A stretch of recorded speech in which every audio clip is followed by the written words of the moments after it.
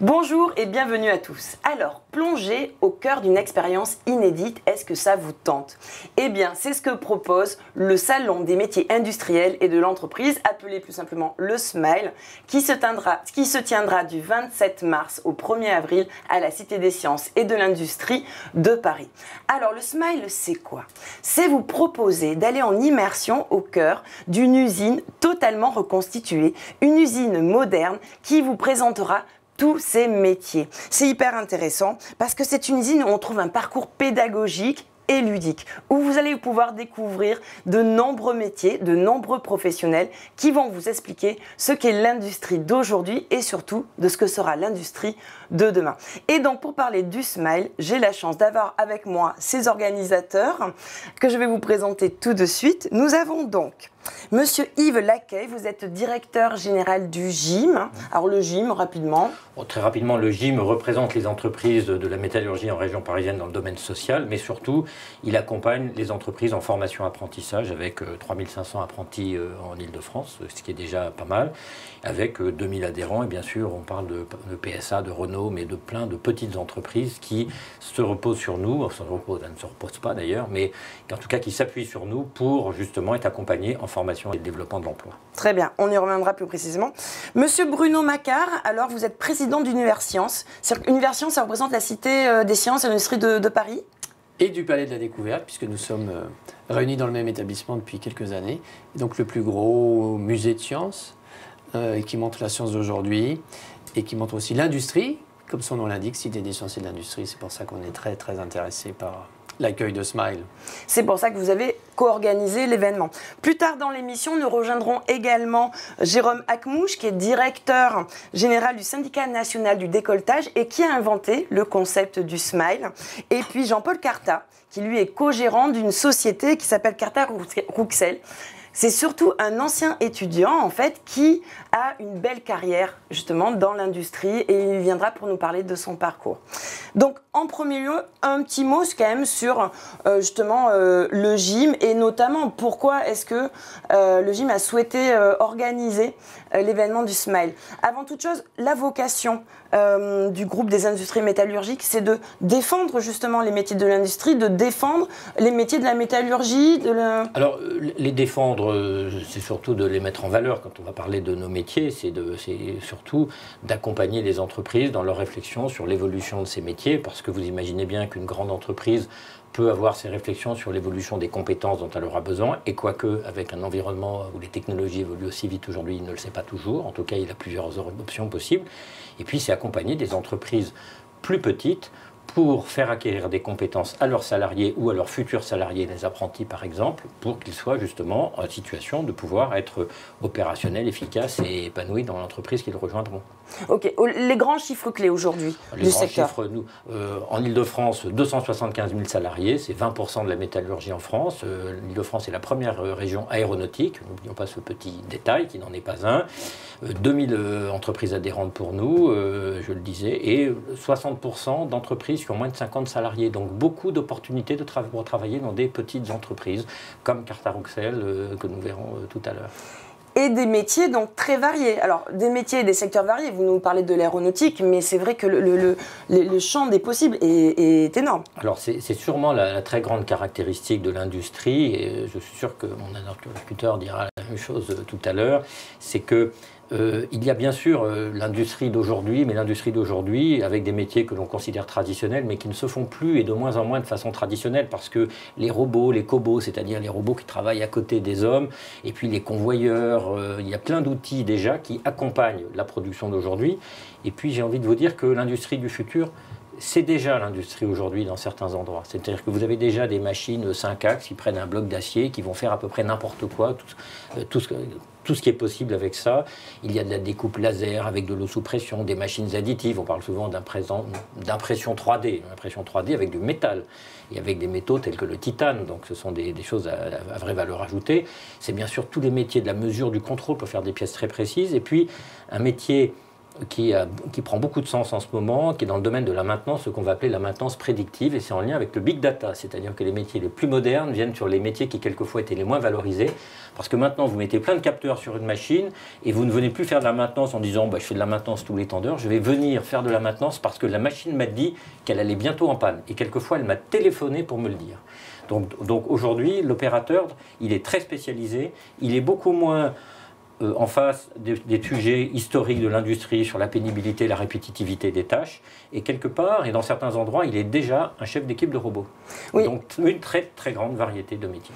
Et vous le dites, hein, c'est vrai que l'usine moderne aujourd'hui, l'industrie de demain, c'est moderne, c'est robotisé, c'est les nouvelles technologies. Vous êtes d'accord, hein, Monsieur Macquart? Oui, bien sûr, l'industrie change beaucoup, mais on ne la voit pas. On ne la voit pas parce qu'elle est dans des usines et puis elle n'est pas ouverte au public. La vocation de la Cité des sciences et de l'industrie, j'y insiste, c'est justement de servir de vitrine à ces professionnels qui font des choses formidables et qui ont besoin d'un contact avec le grand public. Et nous, on est le lieu où le public rencontre l'industrie, où l'industrie rencontre le public, parce que ça marche dans les deux sens. Et Smile est justement passionnant, parce que c'est fait par les professionnels eux-mêmes pour aller à la rencontre du public. Donc c'était forcément chez nous que ça devait s'organiser. Et pour faire découvrir justement ce qu'est l'industrie d'aujourd'hui.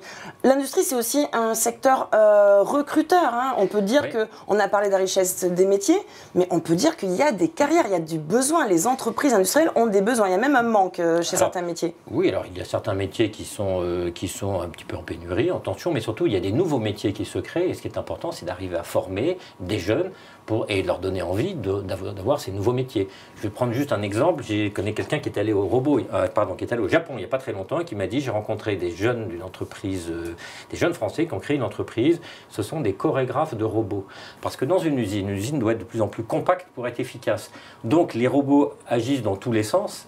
Et donc, il faut que quelqu'un organise l'ensemble des mouvements des robots et des bras pour que, évidemment, les pièces ne s'entrechoquent pas, que ça soit le plus efficace. Donc, ces métiers, un chorégraphe de robot, il y a 3 ans, vous auriez fait rire tout le monde. Aujourd'hui, c'est un métier qui existe.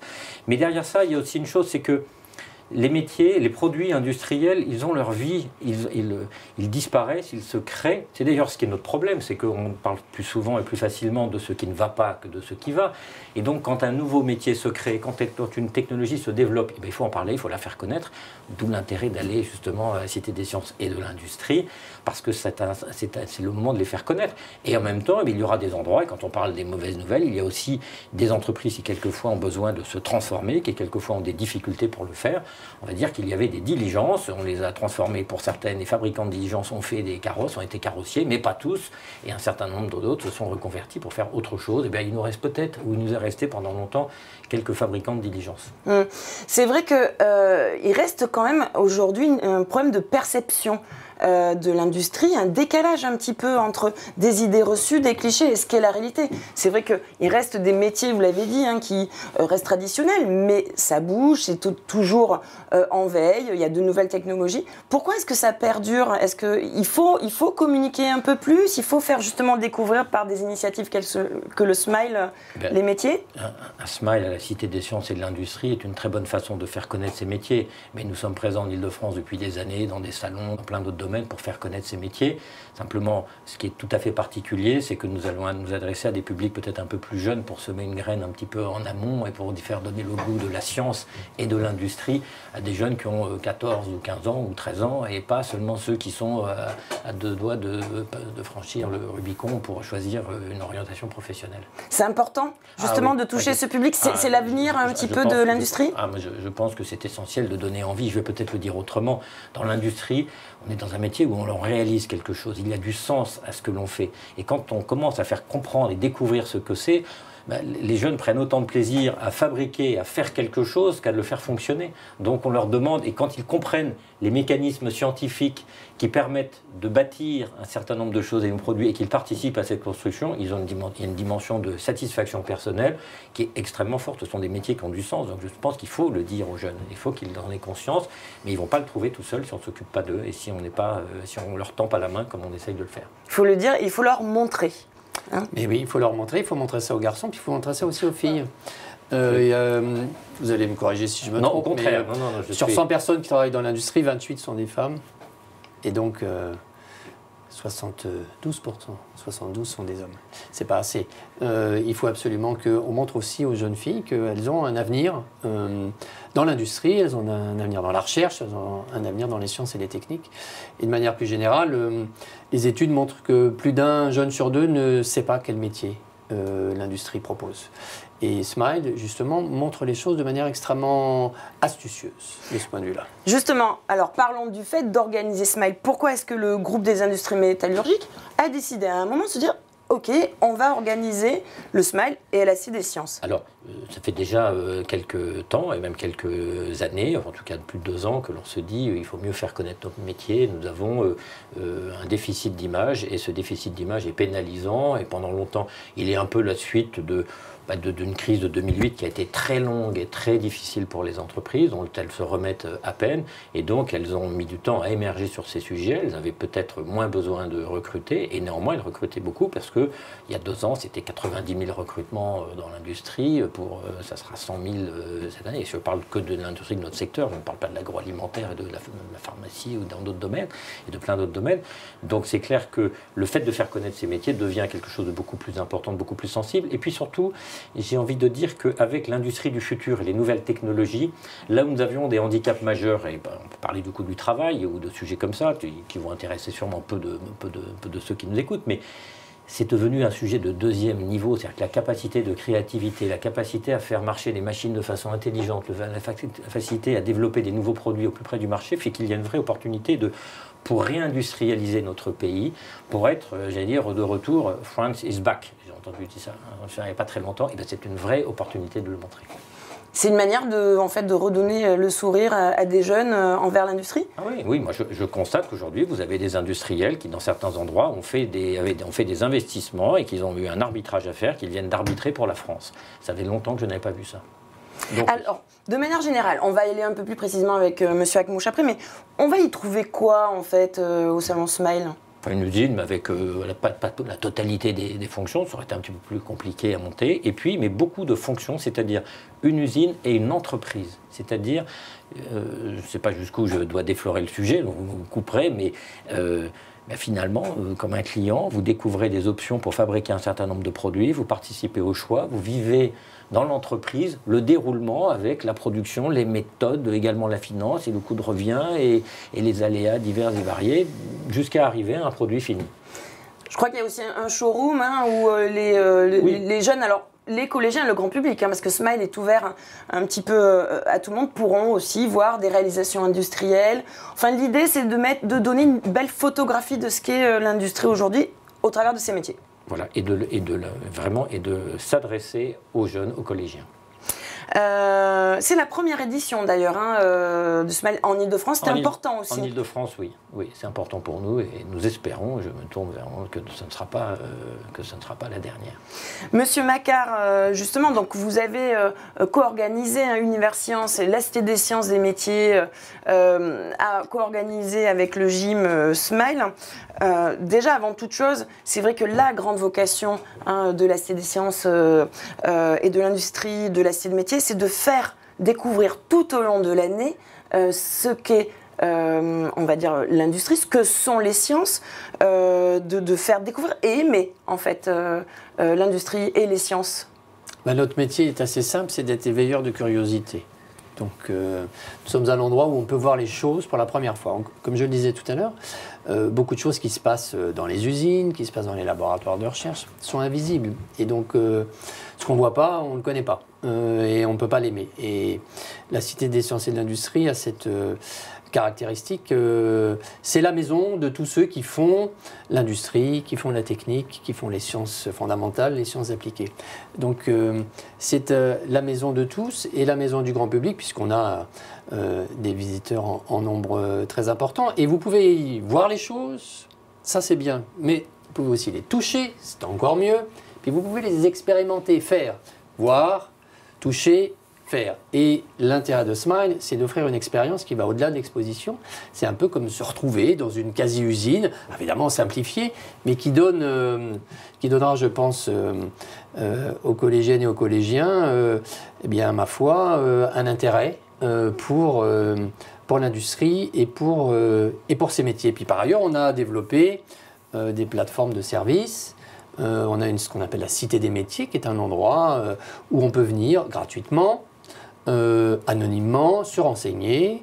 Quand on est un jeune, pour s'orienter. Quand on est au chômage pour retrouver un emploi. Quand on a envie de changer de carrière professionnelle pour trouver une formation ad hoc. Quand on veut être auto-entrepreneur.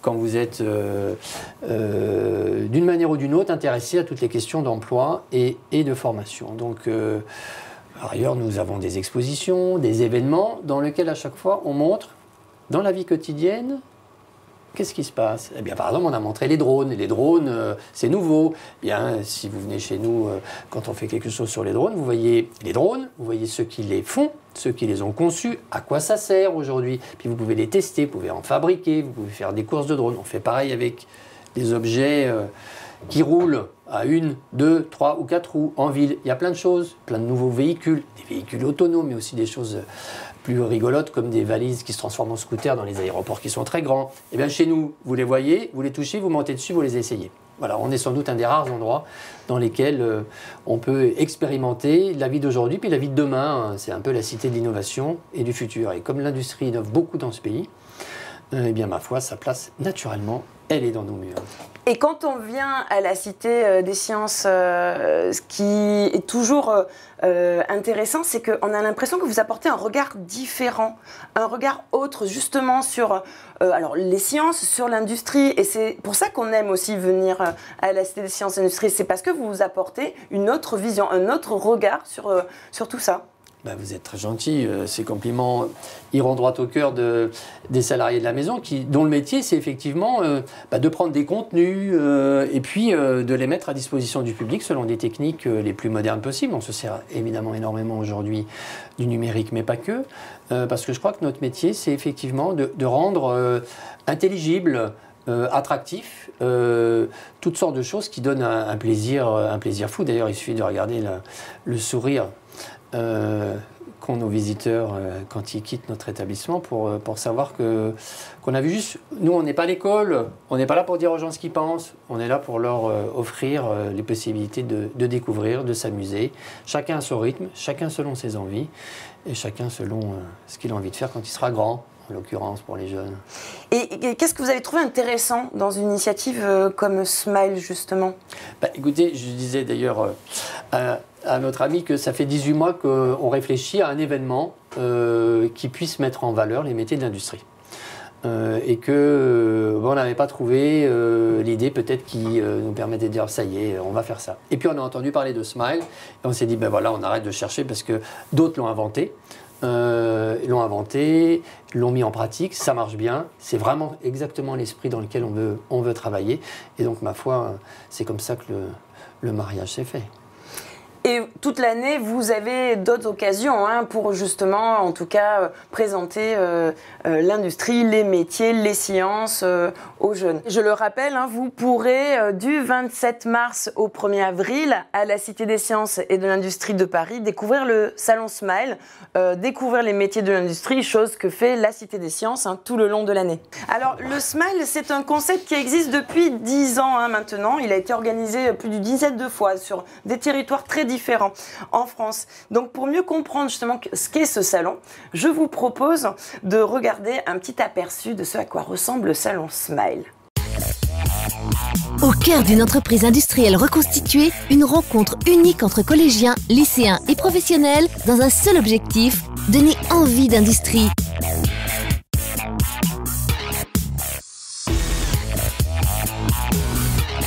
Une immersion ludique et pédagogique dans l'entreprise avec ses machines, ses professionnels et son showroom high-tech.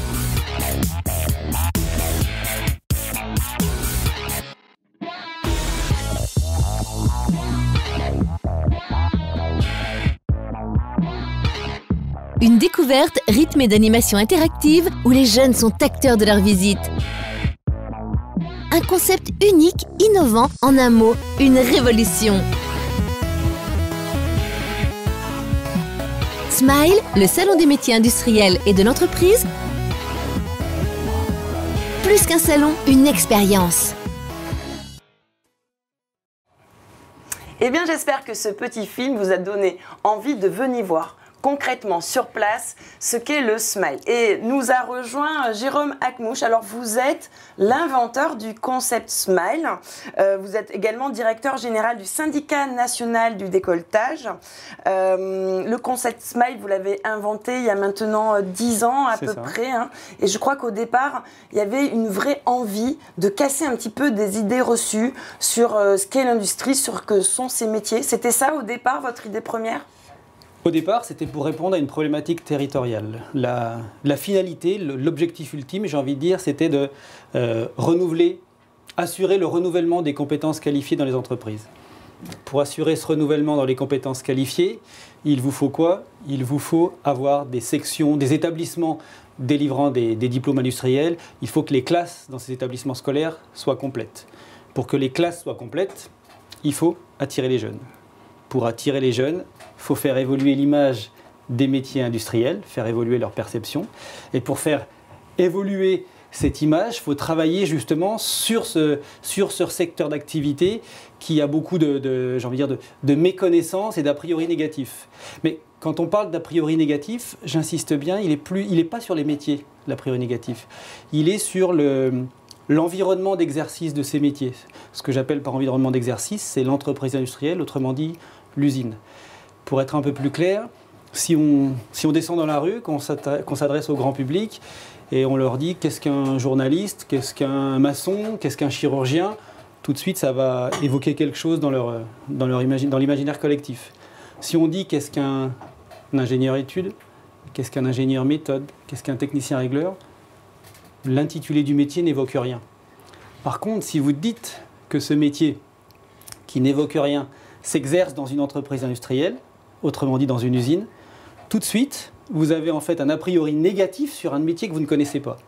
D'où l'approche en fait de se dire, mais arrêtons d'avoir une approche segmentée et de focaliser sur le métier. C'est pas ça qui est rejeté. C'est le contexte d'exercice, c'est l'usine. Donc, voyons global, ayons une approche un peu plus globale et complexe, reconstituons une entreprise industrielle.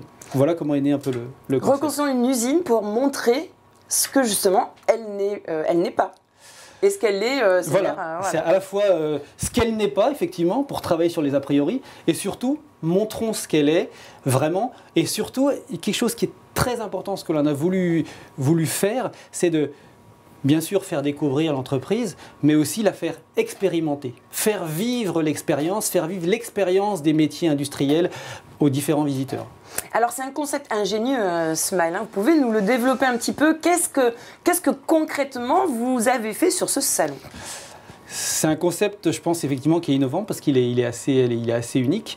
Et le parti pris, c'était, comme je vous le disais, de reconstituer une entreprise. Donc, à la Cité des Sciences et de l'Industrie, maintenant, dans la dernière semaine du mois de mars, il va y avoir une entreprise industrielle reconstituée avec des machines, des robots en fonctionnement, des industriels, plus de 12 métiers représentés. Sur chacun de ces métiers, vous aurez des industriels qui vont jouer leur propre rôle, des jeunes en formation.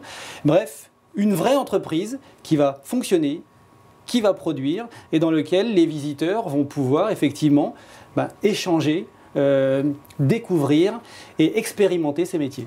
Donc qu'on comprenne bien, il y a donc un parcours pédagogique, ludique, où les collégiens, le grand public, pourra aller à chaque fois passer par des sortes de postes où il y a des professionnels des métiers, ils pourront faire des jeux. C'est ça. Il y a tout d'abord un parcours, effectivement, il y a un sens de visite, en fait, et ce sens de visite, il va reprendre un processus de production, d'accord? Et puis donc, les visiteurs vont pouvoir suivre ce parcours de visite, échanger avec les professionnels. Et quand je dis qu'ils vont pouvoir expérimenter les métiers, c'est dans le sens que sur chacun des métiers, il y a une animation ludopédagogique et interactive. Donc dans ce sens-là, ils vont vraiment pouvoir comprendre le métier et vivre, et comprendre ce que fait un professionnel et vivre ce métier. Et ce qui est intéressant, c'est que une entreprise, en tout cas une usine, c'est pas un métier, vous l'avez dit, donc 13 métiers, 12 métiers, mais oui, qui ne sont pas que des métiers au final scientifiques. Ce que vous m'aviez expliqué, hein, on a tous les métiers de l'entreprise qui seront représentés. Il y a tous les métiers de l'entreprise qui sont représentés. Ça va du commercial, du technico-commercial jusqu'à la directrice des ressources humaines, en passant par la production, en passant par le PDG. Une entreprise, c'est une diversité de métiers, une diversité de formations, une diversité de compétences. Mais ce que le grand public va surtout découvrir, c'est que c'est un tout. Et que tout le monde travaille ensemble et qu'il y a une interdépendance entre ces métiers. Alors, il y a deux axes forts, donc l'aspect découverte métier, mais également un aspect orientation. Hein, c'est aussi un des enjeux, quelque part, de Smile. Alors, comment ça se retranscrit? Pourquoi est-ce que c'est important? Alors, c'est important. En fait, le concept, c'est assez simple. Vous savez, bien souvent, quand vous faites des salons professionnels ou d'autres événements de ce type, on rentre directement par la formation, bien souvent. Alors, tel diplôme ou telle école. Là, l'approche, elle est différente. C'est qu'on rentre par les métiers, via cette entreprise, et à la fin, il y a les partenaires du monde de l'éducation et de l'orientation qui expliquent comment j'accède à ces métiers. Un visiteur va dire oh, bah, tiens, j'ai vu ce métier, ça m'intéresse bien. Comme moi qui suis aujourd'hui en 4e, en 3e, en seconde, comment je peux accéder à ce métier? Et en fait, les professionnels de l'orientation, leur rôle est d'autant plus facilité du coup et valorisé. Ils vont pouvoir expliquer assez clairement, ben voilà, maintenant tu es là, tu veux en arriver là, voilà par exemple le parcours que tu peux faire et dans telle école tu peux le faire. Monsieur Lacueille, ça c'est justement c'est intéressant aussi dans le concept, hein, c'est qu'on va au bout. Hein, c'est-à-dire qu'on est fait à la découverte métier et puis on aide, on accompagne les jeunes à un petit peu mieux comprendre la filière de formation qui peut amener. C'est aussi un des buts de Smile. Je crois que c'est ça. Ce que je trouve très intéressant, au-delà du concept et de tout ce que Jérôme a pu vous dire, c'est que ça donne l'envie aux jeunes de participer à ce jeu collectif. Et après, il va y rentrer. Et il va y rentrer en faisant peut-être un métier. Mais aujourd'hui, tout le monde sait qu'il ne fera pas ce métier toute sa vie. Et qu'il fera ce métier, il aura acquis des compétences de plein de façons, dans un lycée, dans un centre de formation d'apprentis, à l'université, dans une école d'ingénieurs. Mais quand bien même il aura démarré un premier métier, à un moment ou un autre, parce qu'il se sera formé, parce qu'il aura montré des talents, une appétence pour quelque chose, soit il ira se former pour avoir un complément de formation par lui-même, soit il aura été accompagné par son entreprise et il ira vers un autre métier pour participer à ce jeu collectif. Donc ce qui est intéressant, c'est de donner cet angle global sur finalement qu'est-ce que c'est qu'une entreprise, qu'est-ce qui s'y passe. Et une entreprise, c'est un lieu de vie où chacun a son rôle, j'allais dire sa partition, comme dans un orchestre. Et puis il y a quelque chose que l'on produit in fine et on a vu finalement la contribution de chacun. Alors, quels sont les retours que vous avez des éditions précédentes? On a dit depuis 10 ans, Smile existe. Est-ce que ça change vraiment le regard sur l'industrie, sur les métiers? Oui, oui, ça change concrètement le regard sur l'industrie. En fait, sur chaque édition, en fait, on a deux critères, deux indicateurs en fait. D'abord un indicateur court terme et un moyen terme. L'indicateur pour nous d'évaluation du salon et d'impact, c'est tout d'abord une étude d'impact, d'évaluation sur l'évolution de la perception par les jeunes. Chaque jeune qui visite Smile, quand on l'a fait en Haute-Savoie, c'était comme ça, remplit un questionnaire d'évaluation dès la fin de la visite, dans lequel il y a beaucoup de questions. Mais parmi ces questions, il y en a une qui permet de mesurer l'impact de l'évaluation. L'impact que Smile plutôt a sur l'évolution de la perception. Concrètement, on mesure quelle est la perception avant, quelle est la perception après, et on compare. Et là, on voit effectivement qu'il y a une transformation, une évolution de la perception des jeunes. Le deuxième indicateur que l'on a, c'est plutôt un indicateur à moyen terme, c'est justement le remplissage des sections industrielles. Smile existe depuis 10 ans. Et ça fait donc 6 ans, 6 rentrées scolaires en fait en Haute-Savoie que l'ensemble des établissements scolaires dispensant des formations industrielles, donc les effectifs sont en hausse, pour la plupart sont complètes parce qu'on a des taux de remplissage de 95%. Et maintenant que Smile se fait un petit peu partout en France, le retour que l'on a de l'ensemble des organisateurs qui font Smile en France, c'est c'est un formidable concept pour valoriser le secteur industriel, et 2, oui, ça fait clairement évoluer la perception des jeunes. Mais c'est ce qu'on souhaite à l'édition Île-de-France, en tout cas. Exactement. Merci beaucoup, Monsieur Akmouche. Je vous en prie. Pour montrer justement que les carrières dans l'industrie sont belles, nous avions envie de vous raconter une histoire, celle d'un apprenti qui est aujourd'hui devenu un professionnel justement, un beau parcours de réussite. avec vous, Monsieur Jean-Paul Cartat, parce qu'aujourd'hui, vous êtes donc entrepreneur, hein, vous êtes co-gérant de la société Cartat Rouxel. On peut dire qu'à 15 ans, vous avez décidé de vous lancer dans les métiers de l'industrie. Hein. Oui. Vous êtes devenu apprenti, vous êtes formé au métier de tourneur-fraiseur, et ce pendant 4 ans. Pardon. Donc, à 15 ans, pourquoi avez-vous eu envie d'apprendre justement un métier dans l'industrie? Comment est-ce qu'à 15 ans on se retrouve en apprentissage? Alors, déjà, il y a un vrai lien familial où il y avait déjà des gens qui exerçaient ce métier. Et puis, le système scolaire ne me convenait pas, comme beaucoup d'enfants, beaucoup de personnes se retrouveront un peu dans mon témoignage. Et j'avais besoin en fait de concrétiser ce que la formation de base me donnait, et donc la métallurgie m'a permis à la fois d'acquérir un certain savoir et de le mettre en pratique au quotidien, et notamment auprès de personnes plus anciennes, plus âgées que moi, et ça a été vraiment une école dans tous les sens du terme. Donc à 15 ans, vous êtes rentré en apprentissage, c'est ça? C'est ça. Vous avez fait quoi? Alors 3 ans de CAP de fraiseur, plus une année supplémentaire de CAP de tourneur, et une mention complémentaire encore une année, donc un cursus de 5 ans, pour être opérateur-régleur sur commande numérique. Quand on est jeune comme ça, c'est facile justement d'intégrer le monde de l'industrie, d'apprendre un métier et d'être au final dans un milieu d'adulte quand même. Ah oui, il y a un effet paternaliste qui est très important.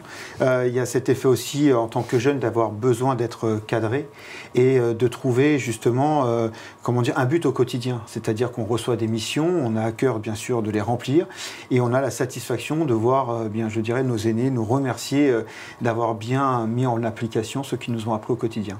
C'était quelque chose d'épanouissant pour vous? Ah, complètement. En fait, pour ma famille, ça a été une surprise, c'est que j'avais une scolarité moyenne, pas mauvaise, mais rentrer dans l'apprentissage a été pour moi un moyen de m'épanouir comme l'école ne me le permettait pas. C'est vrai que ça, c'est un bel exemple pour tous les jeunes qui se cherchent peut-être un peu dans des systèmes plus classiques, en fait, hein, l'apprentissage. Tout à fait. Vous concrétisez, en fait, déjà, vous apprenez un métier. C'est ça. Vous avez donc également bénéficié d'une expérience à l'international. Alors, vous pouvez nous en parler un petit peu plus? Toujours grâce au centre de formation, qui est la Forbe de Mantes-la-Ville, je le cite avec fierté et beaucoup de joie. J'ai pu représenter la région Paris-Île-de-France en Allemagne. Et donc, je suis parti pendant 12 mois après avoir appris la langue allemande pendant 3 mois dans un centre de formation linguistique.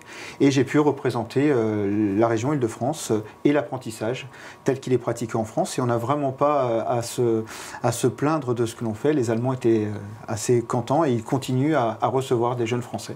Donc ça veut dire que quand on est apprenti, on peut quand même développer ses langues, on peut bénéficier d'expériences à l'international, on peut même être en apprentissage dans une entreprise à l'étranger? Alors pour certains, oui. Ils le font même très bien, mais je dirais même plus, c'est que l'apprentissage permet aussi de reprendre un cursus bien plus long que ce que l'on pouvait espérer auparavant. Et il y a bon nombre de jeunes aujourd'hui que l'on côtoie au quotidien qui ont à peu près mon parcours, mais qui ont décidé d'aller plus loin dans une formation supérieure et même intégrer des instituts supérieurs de technologie ou des universités technologiques. C'est des expériences inoubliables, je suppose. Complètement, qui changent une carrière de A à Z. Alors comment après vous êtes devenu aujourd'hui chef d'entreprise? C'est-à-dire que vous avez travaillé, vous avez donc pour le coup dû en découvrir des usines modernes. Alors, commençant à 15 ans, c'est vrai que rapidement, à 30 ans, on a déjà 15 ans derrière nous. Et on a souvent... L'apprentissage a aussi un effet de levier très important, c'est que l'on peut commencer au bas de l'échelle en tant qu'apprenti, mais très rapidement, bien sûr, intégrer dans l'entreprise et en connaissant tous les rouages de cette entreprise, on peut gravir les échelons bien plus facilement. Ce qui fait qu'à 30 ans, après 15 ans donc de pratique, on peut se voir confier des rôles un peu plus soutenus, je dirais, dans l'entreprise et nous permettre d'avoir une vision bien plus globale. Et au bout de 20 ans, eh bien, on se retourne en se disant, voilà, on a fait un peu le tour du métier et qu'est-ce qu'il nous reste à faire? Eh bien, devenir celui qui prend les décisions. Et ça a été mon cas, une opportunité s'est présentée et on l'a saisie. Ce qui est intéressant aussi, donc, du coup, c'est que vous avez dû travailler sur des projets totalement différents. Quels sont les projets justement sur lesquels vous avez travaillé, sur lesquels vous travaillez aujourd'hui? Alors, les métiers de l'industrie ont cet avantage assez extraordinaire par rapport à bien d'autres secteurs où on va pouvoir avoir une vision globale de ce qui nous entoure. J'ai pour habitude de dire que nos métiers nous amènent du spatial au souterrain. Donc, vous pouvez imaginer quels sont les secteurs entre les deux qui font appel à nos métiers. Des métiers qui sont aujourd'hui à l'origine de bon nombre de choses autour de nous dont les gens ne soupçonnent même pas l'existence et qui font que, voilà, on peut travailler pour la chirurgie, on peut travailler pour la recherche, on peut travailler pour des laboratoires, comme on va travailler pour des petites entreprises de maintenance qui elles-mêmes vont travailler pour de grands donneurs d'ordre. Et vous-même, donc dans le cadre de votre entreprise, vous travaillez sur des choses, des projets innovants. Oui. Vous avez toujours les métiers traditionnels, parce que c'est vrai qu'il faut quand même le dire, hein, les métiers traditionnels, en tout cas le savoir-faire traditionnel reste, mais après, vous développez des projets, des produits innovants. Alors, le métier traditionnel tel qu'on le représente dans l'industrie est un peu le socle commun à toutes les entreprises. Et quelle que soit sa taille, on peut être amené à partager ou à participer à des projets de grande envergure. C'est le cas pour notre société, qui est une TPE de moins de 10 salariés, et qui aujourd'hui va travailler avec des projets en lien avec le médical, notamment avec des centres d'investigation clinique, celui de Garches notamment, ou l'INSERM, ou d'autres structures qui vont nous amener à déployer à leur côté ou à développer des exosquelettes pour certaines entreprises qui font appel à nous, des drones, on en parlait tout à l'heure, ou alors des véhicules de nouvelle génération totalement autonomes. Nous avons vraiment des métiers qui peuvent ouvrir, je dirais, à des secteurs mais très variés et souvent insoupçonnés. Qu'est-ce qui vous plaît dans votre quotidien ? C'est un quotidien qui est fait de différentes choses au quotidien, qui n'est jamais monotone, absolument jamais. Et puis, il y a cette capacité d'être à la fois réalisateur d'une pièce, des fois même presque en être le co-inventeur, parce que le métier du technicien aujourd'hui, c'est un peu, je dirais, l'adjoint de l'ingénierie. C'est celui qui va donner sa vision mécanique d'un dessin, d'une modélisation, et qui va permettre souvent à une pièce d'être bien plus efficiente qu'elle n'était pensée au départ. Et ça, c'est une application que certains métiers le font, bien sûr, mais dans l'industrie, c'est au quotidien où les techniciens ont cette capacité d'influencer sur la finalité d'une pièce, d'un produit, voire même d'une chaîne de production. C'est vrai que je peux témoigner de la très très grande diversité des réalisations, parce que j'ai eu l'occasion de visiter votre installation. Et effectivement, entre la réparation d'un bout du télescope Hubble et puis l'affinage de lames de bistouri pour la recherche génétique, j'étais quand même assez scotché.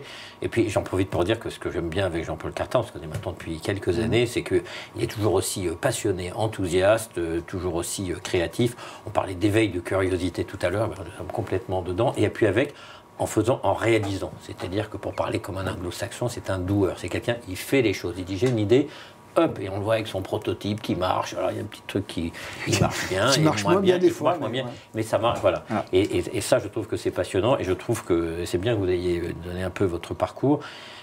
Quand on démarre en apprentissage, et vous n'étiez pas forcément fâché avec les études, mais vous aviez envie de faire autre chose, c'est que Jean-Paul Cartan montre que c'est une autre voie d'excellence, et qu'à un moment, d'autres, vous ne l'avez pas fait parce que vous n'en avez pas exprimé le besoin, ont repris des études dans des instituts de technologie pour devenir y compris ingénieur.